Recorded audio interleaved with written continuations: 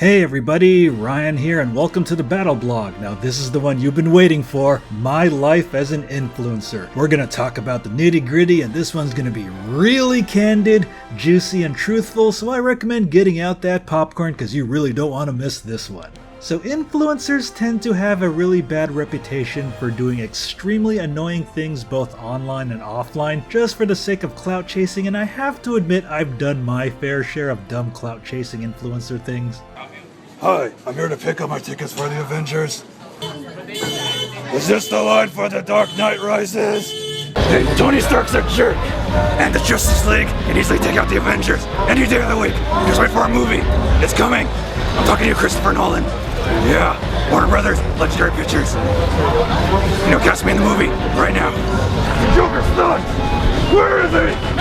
Where is the trigger? Where is it? Never gonna do no third citizen. Where is it? It's okay, the virtual boy is awesome! Combo breaker! You're my turf now, Mario. DreamWorks Studios. Ha! Well, they made 4 movies based on me. You know, you got a problem, Mario? I have 4 movies, you have 1 piece of crap movie. You know that? What the hell are you?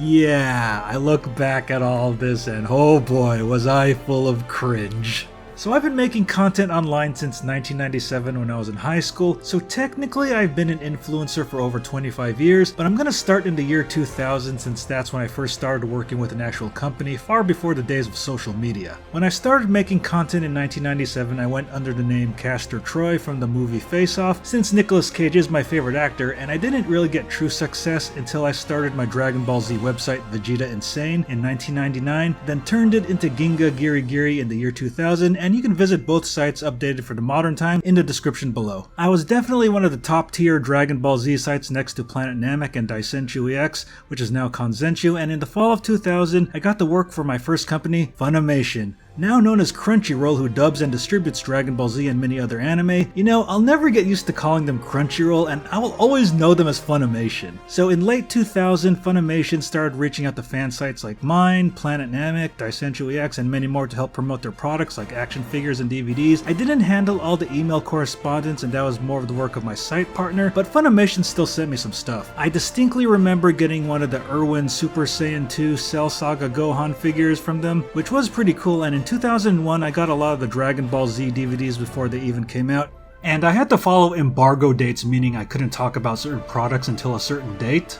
And as an influencer, you're going to be dealing with embargo dates constantly. I distinctly remember when the Analog Pocket came out, every single gaming channel that I was subscribed to got their review out on the same day. I honestly only watched 1 or 2 of them, but that shows how influencers have to follow embargo dates. I gotta admit I enjoyed the feeling of clout and the high I would get working with Funimation and other companies, and it felt pretty out of this world, like I was noticed by the big guys, you know? Funimation never really paid me, but it was just cool getting free products from them, and after I had to close down Vegeta Insane and Ginga GIRI in 2002, I ended up working for a Yu Yu Hakusho website called Spirit Detective from 2002 to 2005, and this time I was in charge of the email correspondences with Funimation. During this time, they weren't really sending out action figures like they used to, but they would send me and my site webmaster at Spirit Detective all the Yu Yu Hakusho, the Dragon Ball Z, the Dragon Ball GT, Kitty Grade, Tenchi Muyo GXP, and many other DVDs to review on our site, but we mostly reviewed the Yu Yu Hakusho stuff, and I have to admit I didn't really watch all the DVDs they sent me, but it was kind of cool that my collection was growing for free. But I ended up having to sell all these DVDs when I was broke and needed the money.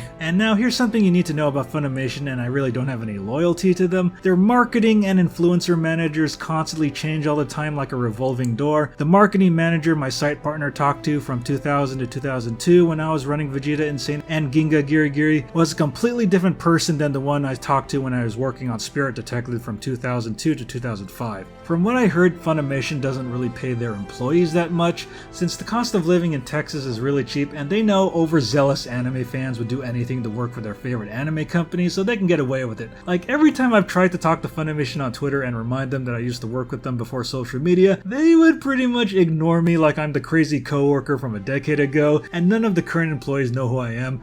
I can't really blame them, to be honest. And after Spirit Detective shut down in 2005, I wouldn't work with Funimation again until 2014 after becoming friends with their previous marketing manager, who I'm still good friends with to this day, and he was able to get me into the Dragon Ball Z Battle of Gods and Resurrection F movie premieres, and after that he left the company and I haven't had a contact at Funimation ever since. So here's one very important thing you need to know about being an influencer and working with companies. If you're given something, you need to give something back in return, like a review or a promotion. Companies aren't here to give you free games and products, they need people to get the word out so they can make sales, and that's pretty much the gist of it. Companies aren't here to be your friend. They want you to promote their products so they can rake in the cash and you get some clout and free stuff out of it. When Battle Geek Plus started as a YouTube channel in 2011, I finally got to go to my first E3 in 2013, and I tried to pass out my really bad looking business card to companies and never got a reply back. Like, I was letting them know, hey, if you need a influencer quote unquote to cover your games, you know, come to Battle Geek Plus, we're so cool, we only have like 1,000 subscribers at this time, but we're awesome. Not really.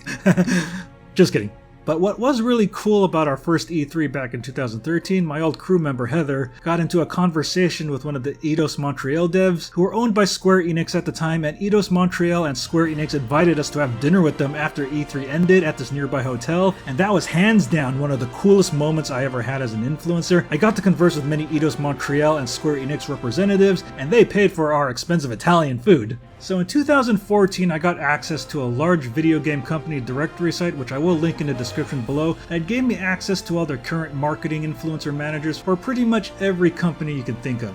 I decided not to contact too many at first in 2014, and the one that caught my eye the most was PDP, that makes a lot of awesome third-party products for all the consoles, and they were offering influencers a chance to view their products at E3, so I sent them an email and we hit it off from there. So PDP was featuring their wired fight pads for the Wii U that look like GameCube controllers to come out when Super Smash Bros. For the Wii U and 3DS were going to be released, and they let us into their private room at E3 and showed us the product, and we proposed to them that we wanted to make a funny advertisement for the wired fight pads after showing them our videos, and PDP liked their work, but they had to get approval from Nintendo before they would send us the products. So a representative from Nintendo had to actually go through our channel to see if we were a good fit to advertise the wired fight pads, and they said yes. So our first actual video game brand deal was with PDP and Nintendo. Like, Nintendo was our first. How trippy is that? It took several months back and forth with PDP and Nintendo to discuss what we were allowed to show and not show, but luckily they gave us the good to go to use any of their music and preview Smash Bros. Footage, which excluded us from getting content ID'd back in the day when they had the Nintendo Partner Program, which is long gone. It took from June of 2014 to mid-November 2014 to finally get our wired fight pad promo out, and both PDP and Nintendo loved it, and we were able to maintain a business relationship with PDP where they would send us products periodically, like the Pixel Pals I used to show off in all my videos. However, we didn't have a direct contact with Nintendo, so I tried to apply for the Nintendo Ambassador program, but I was told by Golan,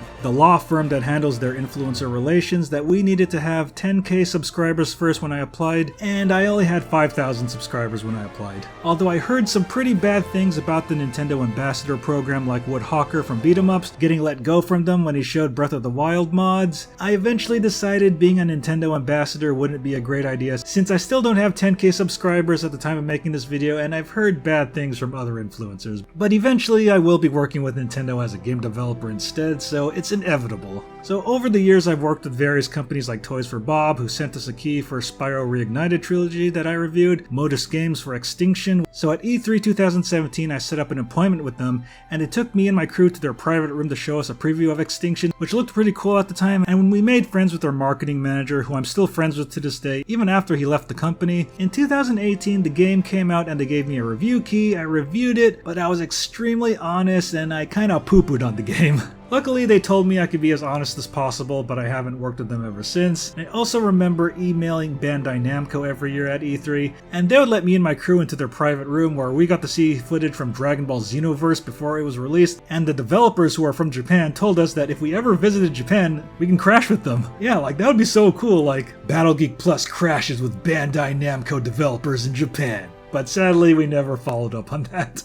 So also in 2017, EA reached out to me to do a review of Battlefield 5, but my graphics card died and I had to use a really low-end one just to even turn on my computer, which did not work with Battlefield 5. So I told the EA representative my situation and they were okay and let me keep the Battlefield 5 review key without even reviewing it. Well, even though I have a much better computer now that can run Battlefield 5, but I'm a couple years too late and I really don't review games anymore. And through my old multi-channel network Screenwave Media, they hooked me up with SNK, who sent me a copy of their SNK 40th anniversary, which I also reviewed. Even after Screenwave dropped me from their network, SNK remained in contact with me where I got to review the new Samurai Showdown and the Neo Geo Pocket Color Collection. But I do have to admit there were also some not so great times being an influencer. I got contacted by some companies who I won't name here to do some coverage of their games, which I was totally happy to oblige with, but I was getting emails every single day from their influencer managers saying like, do you have a review yet? No. Do you have a review yet? No. Do you have a review yet? No! So in order to get them off my back, I made some Let's Play videos and I sent them in, which made them go away. And yes, those videos are here on the channel, but I won't tell you which ones they are.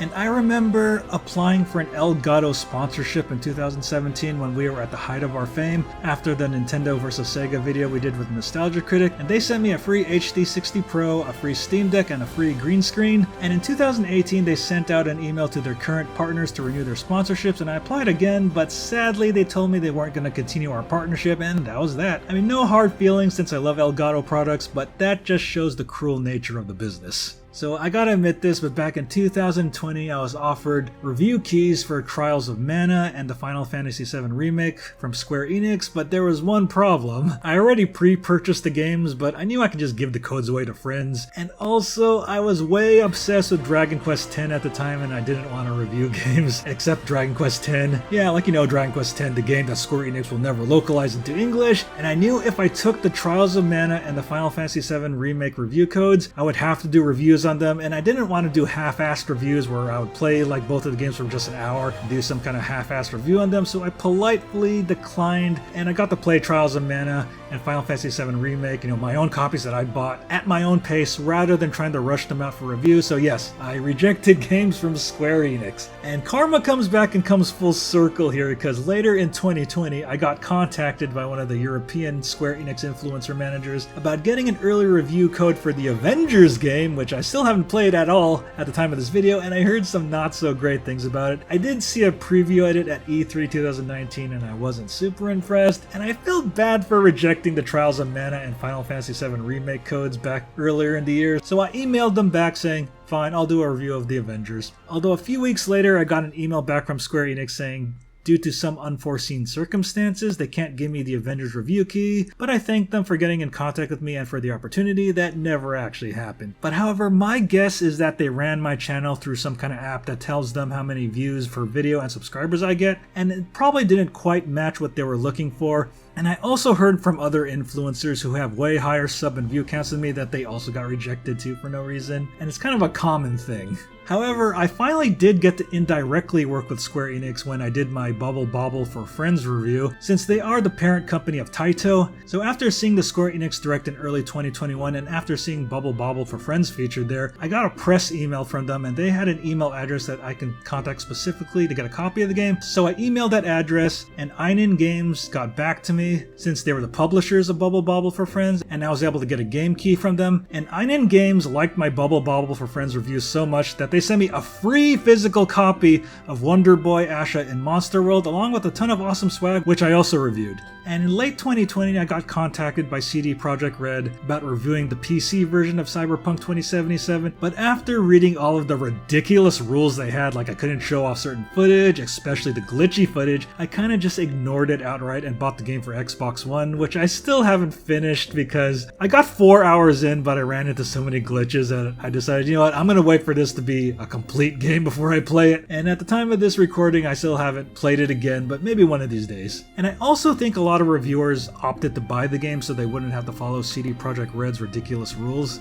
Yeah, so over the years I started to realize that it wasn't really about getting free copies of games that interested me, but getting the clout and the high that I was getting noticed and working with actual game companies, even with my low sub and view count compared to most influencers, because I was extremely good at writing emails and being personable to influencer managers, like writing a good cover letter for job interviews. And I was also beginning to realize I felt bad when another influencer was able to work with a company like Capcom and I wasn't able to, no matter how many emails I sent them, and I would begin seething with rage seeing other influencers get ahead of me, and it just felt so wrong because I know other influencers aren't really your competition since we're all trying to compete with the YouTube algorithm rather than with each other, and I know it's human nature to feel jealous of others when they get something that you can't. And I also started going through feelings of entitlement since, the very first gaming companies I worked with were PDP and Nintendo, and I also got to work with companies like SNK. I got to work with Nintendo, but that guy gets to work with Capcom. They should work with me instead. Oh my god, oh man, I'm entitled! I'm all high and mighty influencer, rawr!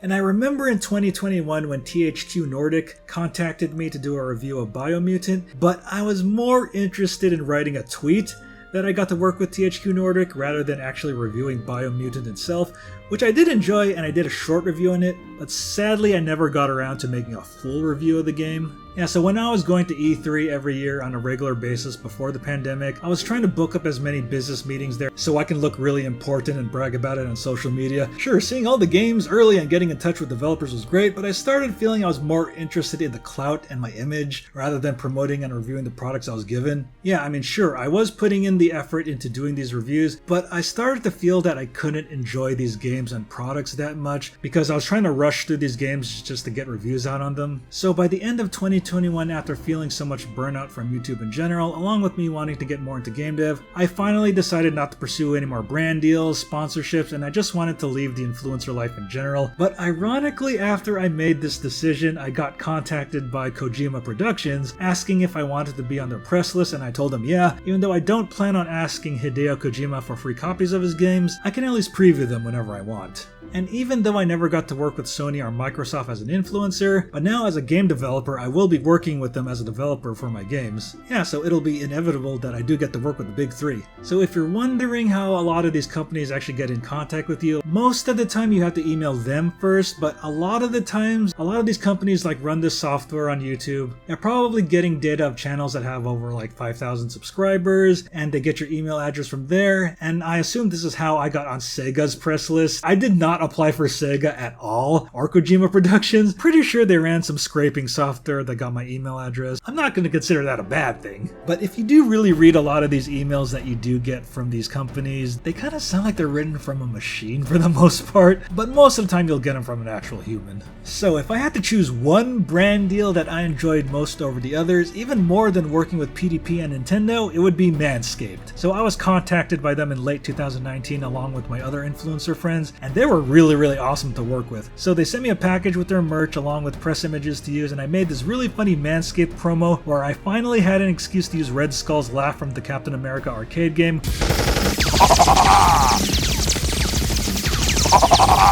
where my balls deflect bullets, and Manscaped really loved the promo, but I never followed up with another promo with them, sadly.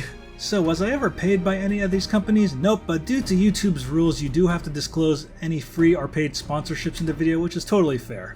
But if there is one regret I have as an influencer was I was never sponsored by Raid Shadow Legends, and if I got sponsored by Raid Shadow Legends, I would have not just done a little advertisement at the beginning of my videos. I would have made a Raid Shadow Legends movie where I stars every character and we have some kind of narrative for over 90 minutes. Man, see, Raid Shadow Legends, you totally missed out, man. I could have made you guys a movie. And this video is still not sponsored by Raid Shadow Legends.